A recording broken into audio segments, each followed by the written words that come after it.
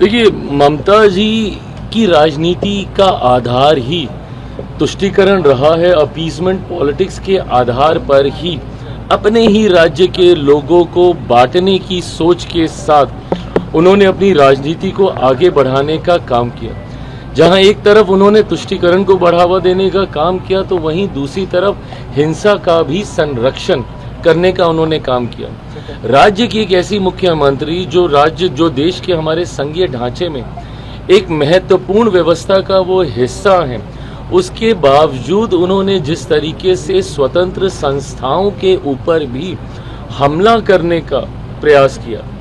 अगर कोई भी केंद्रीय स्वतंत्र संस्था किसी जांच के लिए उनके राज्य में जाती है, ईडी हो, सीबीआई हो, जिस तरीके से उन अधिकारियों के ऊपर हमला किया जाता है, ये दर्शाता है कि उन्होंने हिंसा का भी संरक्षण करने का काम मुख्यमंत्री ममता बनर्जी जी के द्वारा किया गया और एक अराजक परिस्थिति को निरंतरता में बनाए रखने का कार्य उनके नेतृत्व में किया गया, जिसकी वजह से बंगाल की जनता में एक निराशा है, नाराजगी है।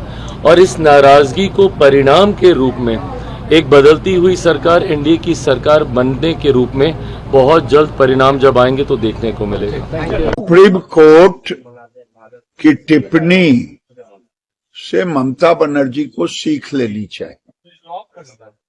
ममता बनर्जी 15 साल के अपने शासन काल में केवल ध्रुवीकरण की राजनीति की है और जनता के सामने न गरीबी की बात करती, न बेरोजगारी की बात करती, न हिंसा की बात करती, न दुष्कर्म पर हुए सवाल पर बात करती।